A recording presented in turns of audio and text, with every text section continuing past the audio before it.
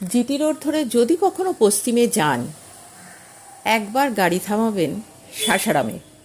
কাউকে জিজ্ঞেস করতে হবে না, নজরে পড়বেই শেরশাহ সুরের প্রকাণ্ড সমাধি। কাকচক্ষু নির্মল জল নয়, সবুজ শ্যাওলা গোলাপ ঘোলা পানি।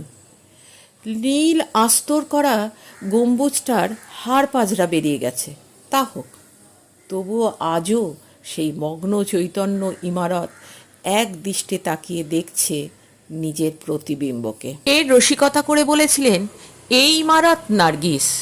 সত্যি প্রতিবিম্বের দিকে নিবদ্ধ দৃষ্টি ওই কঙ্কালসার ইমারতকে দেখে নার্গিসাস ফুলের সেই আত্মরতিমূলক গ্রিক উপকথাটি মনে পড়ে যাবে। সে বছর অনাবৃষ্টিজনিত কারণে দারুণ দুর্ভিক্ষ হয়। তখনই শেরশাহ নিজের বৃদ্ধ স্থপতিবিদ আলিওয়ালকে ডেকে বলেছিলেন, আমার নিজের জন্য একটা মকবরা বানাও।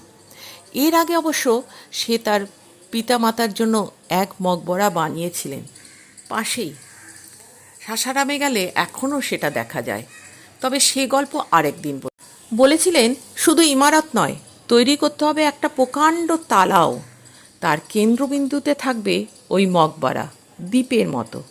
দেখলে মনে হবে যেন নিজ প্রতিবিম্বের দিকে তাকিয়ে নিশ্চুপ ধ্যান করছে নার্গিস। আলিওয়াল অবাক হয়েছিলেন। শেরশাহ বলেছিলেন, শোনোনি নার্গিস নামটা? নার্গিস ফুল নিজের মহব্বতেই বাওয়া। দরিয়া কিনারে ফোটে সে ফুল, নার্সিসাস। দুনিয়াকে সে চেনে না, তার পেয়ার শুধু প্রতিবিম্বের প্রতি। বৃদ্ধ স্থপতি আলিওয়াল ফিরে যাবার জন্য পা বাড়াতেই শেঠ তাকে ডাকলেন। বললেন, ভিতরের কথাটা খুলে বলি, কাব্য নয়, নিতান্ত কেজো ভূমিকায় এই মকবরার পরিকল্পনা।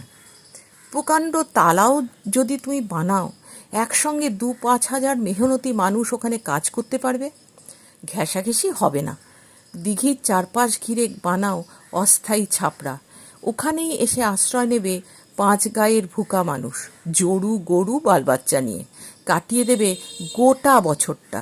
সেই পরের বছর স্তক, যতদিন না খোদাতালা তাদের দুঃখে আসমান ভেঙে অঝোর ধারায় কাঁদবেন। দুর্ভিক্ষে পীড়িত ইনসানদের জন্য আমি রাজভাণ্ডার খুলে দেব, লেকিন হুঁশিয়ার, ভুখ যেন মানুষকে ভিক মাংতে না শেখায়। কাজের বিনিময়ে মেহনতি মানুষকে ক্ষুধার অন্ন দেব আমি। ১৪৭২ খ্রিস্টাব্দে জন্ম হয়েছিল ফরিদের, যার নাম পরে হয় শেরশাহ। শেরশাহর জীবনের সাথে কিছুটা মিল আছে বাবরের। দুজনেই নিতা